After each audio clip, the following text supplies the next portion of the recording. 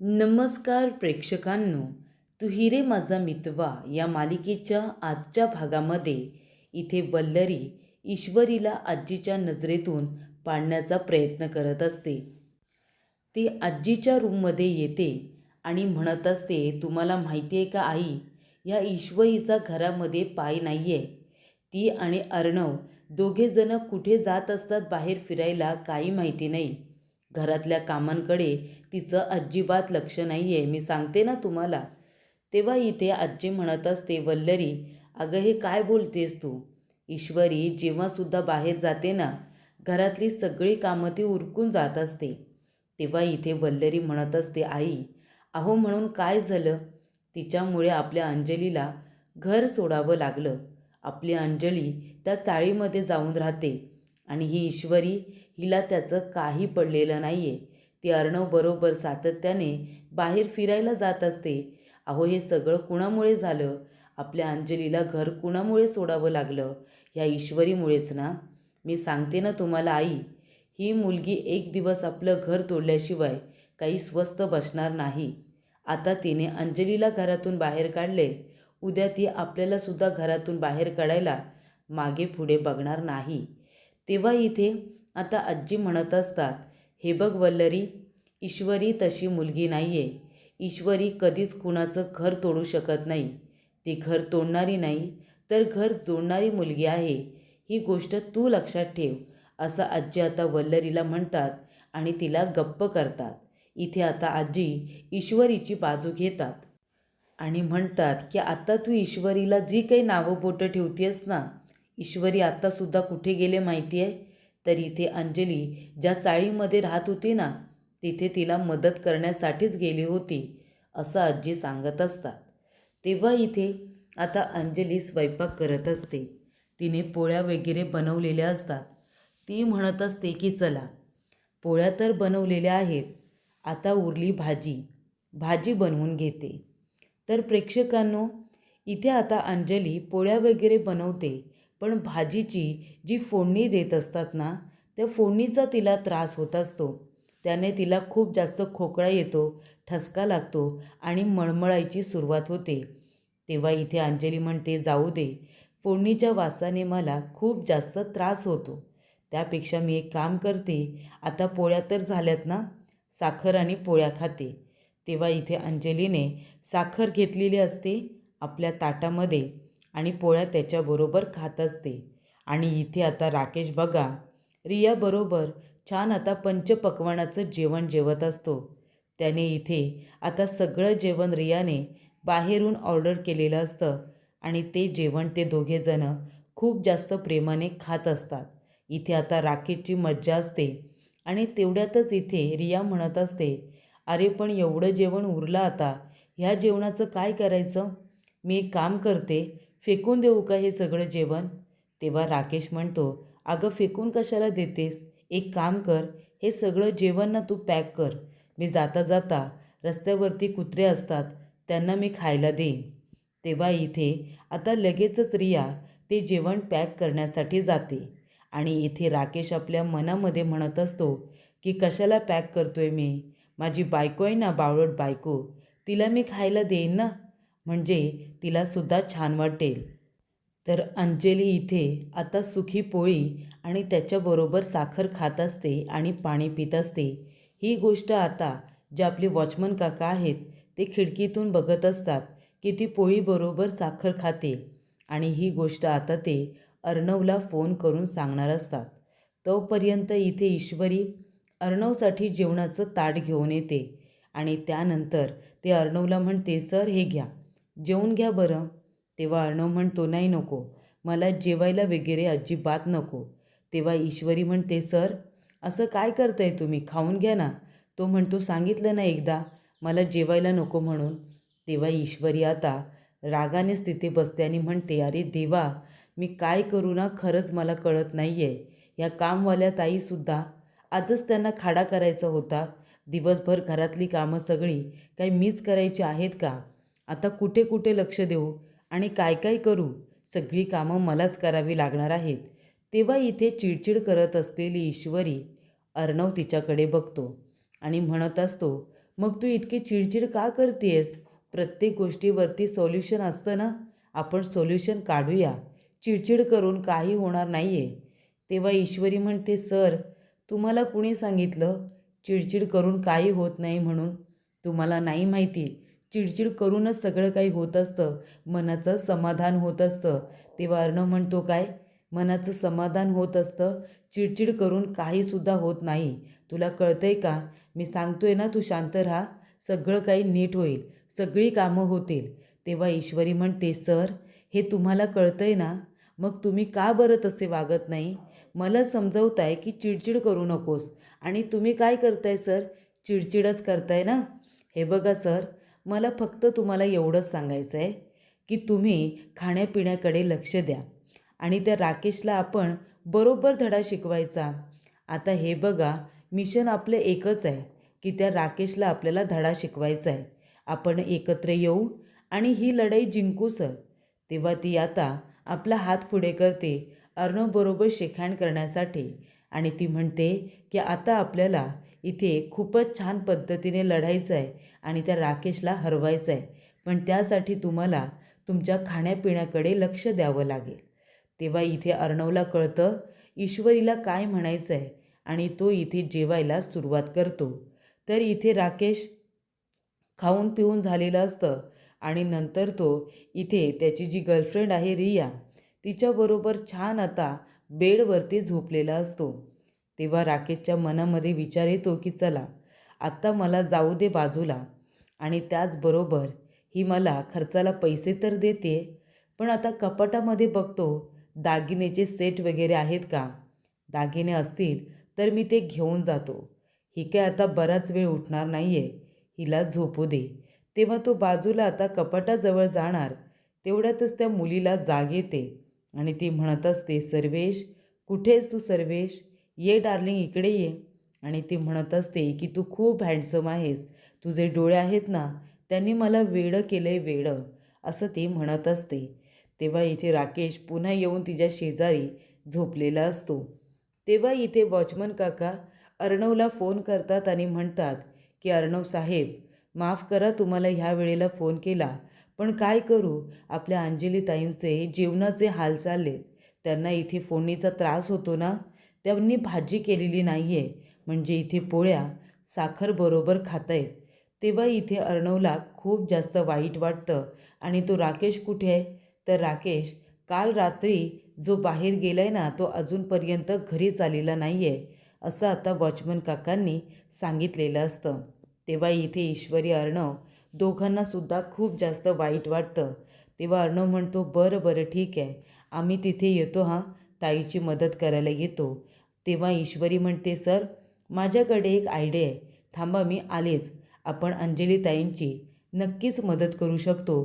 ते सुद्धा तिथे जाऊन आपण त्यांना खायला प्यायला देऊ शकतो. मी थोड्याच वेळात आले हां. तेवढ्यातच इथे आता जो उदयकांत आहे त्याने वल्लरीला भेटायला बोलवलेलं असतं आणि तिच्यावरती पिस्तूल रोखलेले असते आणि तो म्हणत असतो, काही वर्षांपूर्वी माझ्या भावाला रमाकांत राजशिर्केला उद्ध्वस्त करण्यामध्ये तुझा खूप मोठा वाटा होता, माहिती आहे ना?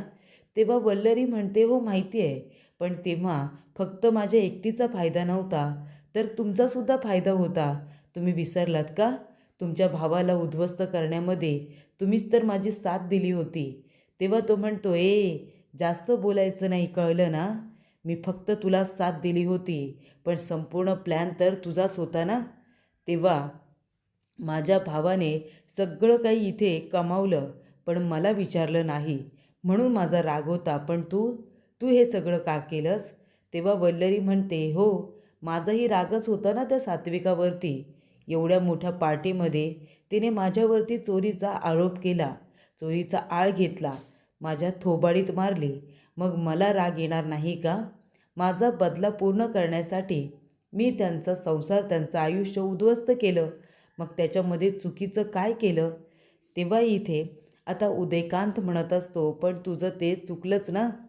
एक संपूर्ण कुटुंब उद्ध्वस्त केलंस तू. तुझ्यामुळे सात्विकाने आत्महत्या केली, रमाकांतला घर सोडावं लागलं आणि हे सगळं तू केलंस पैशांसाठी. आणि आता मात्र छान तिथे आनंदाने राहतेस आणि माझी परिस्थिती बघ काय झाली आहे. तेव्हा इथे तो म्हणत असतो की त्या अर्णवने काय केलं, मला इंदोरच्या घरामधून धक्के मारत फरफटत घराबाहेर फेकून दिलं. माझे हाल चालू आहेत आणि तू मात्र छान त्याच्याच आईवडिलांचा संसार उद्ध्वस्त करून त्यांच्या घरामध्ये आनंदाने राहतेस आणि ते मला सहन होत नाही आहे. म्हणून आता एक काम करायचं, मला पैसे द्यायचे, तोंड बंद ठेवण्याचे 25 लाख रुपये द्यायचे मला. ती म्हणते, काय 25 लाख रुपये? अहो पण तेव्हा तर तुम्ही कामाचे 5 लाख रुपये फक्त घेतले होतेत, मग आता एवढे पैसे का? कारण मला अर्णवने घरातून बाहेर काढले आणि माझा अपमान केला आहे, म्हणून मी आता पैसेसुद्धा वाढवलेत. तेव्हा ती म्हणते, पण मी एवढे 25 लाख रुपये तुम्हाला कुठून आणून देऊ? तो म्हणतो, ठीक आहे 20 लाख. ती म्हणते, काय 20 लाख? मग तो म्हणतो, ठीक आहे, मग आता 25, 30, 50. ती म्हणते, नाही नाही ठीक आहे, मी आता 25 लाख रुपये देण्याचा बंदोबस्त करते, पण मला थोडासा वेळ हवा आहे. तेव्हा इथे आता उदयकांतने तिला थोडासा म्हणजे अगदी 6 ते 7 दिवसांचा वेळ दिलेला असतो आणि तिच्याकडे 25 लाखाची मागणी केलेली असते. आणि जर ते पैसे दिले नाही ना, तर अर्णवला येऊन सगळं काही सांगेन की कशा पद्धतीने तिने त्या बाईला फसवलं होतं आणि रमाकांतच्या हॉटेलवरती पाठवलं होतं आणि त्याच्यामध्ये रमाकांत त्या मुलीची आणि सात्विकाची काही चूक नाही आहे, हे सगळं मला माहिती आहे, ते जाऊन मी अर्णवला सांगेन, अशी धमकी आता वल्लरीला देण्यात आलेली असते. आणि वल्लरी त्यामुळे घाबरलेली असते. तर इथे अर्णवने शिर्केला फोन केलेला असतो आणि तो म्हणत असतो की शिर्के, हे बघा, ताई त्या चाळीमध्ये राहते, पण तिच्या खाण्यापिण्याचे खूप जास्त हाल होत आहेत. तो राकेश तिला एकटीलाच तिथे ठेवून कुठे जात असतो ना, ते आपल्याला शोधून काढायचं आहे. आणि यापुढे ताईच्या जेवणाचा बंदोबस्त आपण तिथेच केला पाहिजे. तिथे कुणाला तरी तुम्ही अरेंज करा स्वयंपाक करण्यासाठी. आणि तो राकेश दिवस रात्र कुठे जातो ना, ते सुद्धा शोधून काढलं पाहिजे. तेवढ्यातच तिथे आता ईश्वरी डोक्यावरती घुंगट घेऊन आलेली असते. तेव्हा अर्णव म्हणत असतो, कोण आहात तुम्ही आणि इथे काय करताय? प्लीज तुम्ही बाहेर व्हा. तेव्हा इथे ईश्वरी पदर बाजूला करते आणि म्हणते, अहो अर्णव सर, मी आहे. तेव्हा अर्णव म्हणतो, हे सगळं काय आहे? तेव्हा ईश्वरी म्हणते, तुम्हाला सुद्धा धक्का बसला ना?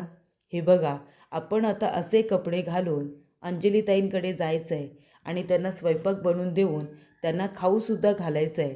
तेव्हा अर्णव म्हणतो, काय असं जावं लागणार आहे आपल्याला? तेव्हा ईश्वरी म्हणते, हो मग काय. हे बघा सर, ह्याला घुंगट असतो, आपण जयपूरला राहणारे आहे असं सांगायचं. घुंगट असल्यामुळे आपण बाजूला करू शकत नाही आणि तुम्हीसुद्धा त्या राजस्थानी लोकांसारखे हे आता कपडे घालायचे, दाढी मिशी लावायची, म्हणजे तुम्हीसुद्धा ओळखू येणार नाही. अशा पद्धतीने आपण दोघेजणं तिथे जायचं आणि सांगायचं की आमचा गॅस संपला आहे, म्हणून आम्हाला स्वयंपाक करायचा आहे. मग स्वयंपाक बनवायचा आणि छान त्यांनासुद्धा खायला द्यायचा आणि आपणसुद्धा खायचं. बरोबर ना सर? बरं चला चला, आता वेळ वाया घालू नका, आपल्याला लवकरात लवकर अंजलीताईंकडे जायचं आहे, असं ईश्वरी अर्णवला सांगत असते. आणि आपल्याला दाल बाटी चुरमा बनवायचा आहे. म्हणजे दाल बाटी चुरमा हा मी कधी बनवला नाही आहे ना.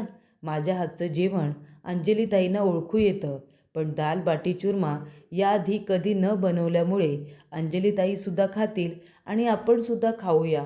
फोडणीचा वास बाळाला आता परवडणारा नाही आहे. फोडणीच्या वासाने बाळाला त्रास होतो, ही गोष्ट आता तिला अंजलीला समजलेली असते. म्हणून ती सुकी चपाती खात असते साखरेबरोबर. आणि ही गोष्ट ईश्वरी अर्णवला आवडत नाही. ते दोघेजणं आता तिथे आलेले असतात.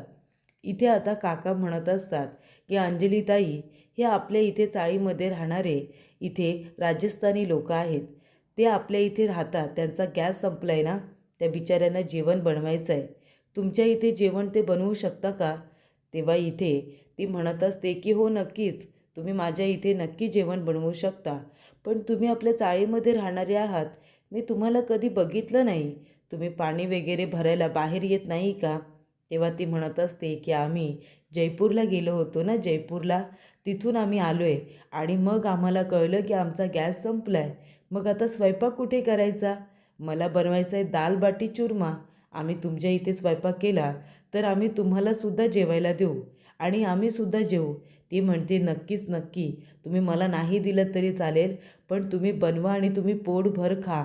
आमच्या इथे आलेला माणूस कधीच उपाशी पोटी जात नाही हां, आम्ही कुणाला नाही जाऊ देत. म्हणजे माझ्या घरामध्ये माझा भाऊसुद्धा आहे ना, त्यालासुद्धा ते नाही आवडत. आम्ही आमच्या घरी येणाऱ्या प्रत्येक माणसाला जे हवं ते नक्की देतो. तेव्हा तुम्ही या आणि स्वयंपाक बनवा बरं. तेव्हा इथे आता दाढ्या मिशा अर्णवने लावलेल्या असतात. तो सुद्धा आता तिला थँक्यू म्हणत असतो, की तुमच्या घरातले हे संस्कार खूप छान आहेत ताई. तेव्हा अंजली म्हणते, या ना या, आतमध्ये या. पण आधी थांबा, किचनवरती थोडासा इथे आता पसारा आहे, तुम्ही आवरते. तेव्हा ईश्वरी म्हणते, नाही नको नको, तो आम्ही आवरू. ती म्हणते, नाही नको, आमच्या इथे सगळं क्लीन लागतं. माझ्या भावाला अजिबात इथे घाण सहन होत नाही. तेव्हा मी आता जाते आणि किचन साफ करून घेते, मग तुम्ही या आणि तुमचा स्वयंपाक तयार करा. तेव्हा अंजली आता गेलेली असते किचनमध्ये आणि त्यानंतरला ईश्वरी म्हणत असते, अर्णव सर बघितलंत ना, तुमचं भावा बहिणीचं बॉन्डिंग किती स्ट्रॉंग आहे. आता अंजलीताई तुमच्यावरती रागवल्यात, पण उदाहरण देताना त्यांनी त्यांच्या भावाचं म्हणजे तुमचंच दिलं ना. तेव्हा अर्णव म्हणतो, हो ना ताई, रागवली जरी असली तरी उदाहरण मात्र माझंच दिलेलं आहे. तेव्हा अर्णव ईश्वरीला खूप जास्त आनंद हा झालेला असतो. तेव्हा ईश्वरी म्हणत असते, की आता आपण त्यांच्या घरामध्ये जागा मिळवली आहे, उद्या आपण त्यांच्या मनामध्ये जागा नक्की मिळवू, असं ईश्वरी अर्णवला सांगत असते. तेव्हा अंजली आता रूममध्ये जाते, किचन ओटा साफ करते आणि म्हणते, या, मी आता किचन साफ केलेलं आहे, तुम्ही स्वयंपाक करा. तेव्हा ईश्वरी म्हणते, की खूप चांगली गोष्ट आहे कि आपने हमें खाना बनाने के लिए इथे इतना अच्छा किचन दिया है, आपने परमिशन दी, थँक्यू सो मच, असं ती हिंदीमध्ये म्हणत असते, जेणेकरून तिच्यावरती कुणालाही संशय येऊ नये म्हणून. तेव्हा ती म्हणते, मी बाहेर बसते हां, मला फोडणीचा वास सहन होत नाही ना, बच्चे को पसंद नहीं है शायद, इसीलिए मुझे उल्टियाँ आती है, इसीलिए मैं बना भी नहीं पाती. मैं बाहर यहाँ पे बैठती हूँ, आप अच्छे से यहाँ पे खाना बनाइए और खाइए, मुझे कोई ऐतराज़ नहीं. तेव्हा अंजली आता बाहेर एका बेडवरती बसलेली असते आणि ती म्हणत असते, की तुम्ही आता स्वयंपाक बनवा आणि खा. मला त्रास होतो फोडणीचा, त्याच्यामुळे मी काय इथे बसत नाही, मी बाहेरच बसते. आणि ती आता बाहेर गेलेली असते बसायला आणि त्यांच्या हवाले आपलं किचन आणि घर तिने सोडलेलं असतं. तर इथे आता अर्णव येतो आणि म्हणत असतो, की काय बनवणार आहेस? तुझ्या हातची चव ताईला माहिती आहे. तेव्हा ईश्वरी म्हणत असते, की दाल बाटी चुरमा हे बनवणार आहे. हे हेल्दीसुद्धा असतं आणि ते मी कधी बनवलेलं नाही आहे, म्हणून आपल्या ताईंना माझ्या हातची चवसुद्धा कळणार नाही, बरोबर ना. तेव्हा तिने आता सगळं सामान आणलेलं असतं आणि ती स्वतःच्या हाताने दाल बाटी चुरमा बनवत असते. अर्णवलासुद्धा तिने इथे आता मदत करायला सांगितलेली असते. ती छान आता त्याची हेल्प घेते आणि खूप उत्तम असा स्वयंपाक बनवत असते. ईश्वरीने इथे स्वयंपाक बनवायला सुरुवात केलेली असते. अर्णव तिला मदत करत असतो आणि ईश्वरी अर्णवकडे प्रेमाने बघत असते आणि अंजलीसाठी उत्तम असा स्वयंपाक बनवत असते. तर प्रेक्षकांनो, पुढील भागामध्ये अंजली म्हणत असते, की थँक्यू सो मच हा, तुम्ही हे जे काही बनवलेलं ना, खूपच जास्त टेस्टी होतं. तुम्ही इथे स्वयंपाक बनवायला आलात, पण मलासुद्धा पोटभर तुम्ही खायला दिलंत. तुमच्यासाठी का होईना, पण मी आज कितीतरी दिवसानंतर पोटभर जेवले हां. तुम्हीसुद्धा पोटभर जेवून घ्या आणि अधूनमधून इथे येत चला. तर इथे आता ईश्वरी म्हणत असते, अर्णव सर, मला आहे ना एका ठिकाणी स्केच आर्टिस्टकडे जायचं आहे. म्हणजे आईला ज्या बाईने फसवलं होतं ना, तिचं स्केच तयार केले आईने आणि तेच आणण्यासाठी मला जायचं आहे. तेव्हा अर्णव म्हणतो, चल मी पण येतो तुझ्याबरोबर. ती म्हणते, का सर? तेव्हा अर्णव म्हणतो, ज्या बाईने माझ्या आईचं आयुष्य उद्ध्वस्त केलं आहे, तिचं स्केच मलासुद्धा बघायचं आहे. तेव्हा इथे स्केच आर्टिस्टने ते स्केच आता वल्लरीला दिलेलं असतं. ती म्हणते, की तुम्ही माझ्यापर्यंत पोहोचण्याचा प्रयत्न करताय ना, पण तुम्ही कधीच माझ्यापर्यंत पोहोचू शकणार नाही, असं आता वल्लरी म्हणते आणि ते स्केच तिने फाडून टाकलेलं असतं.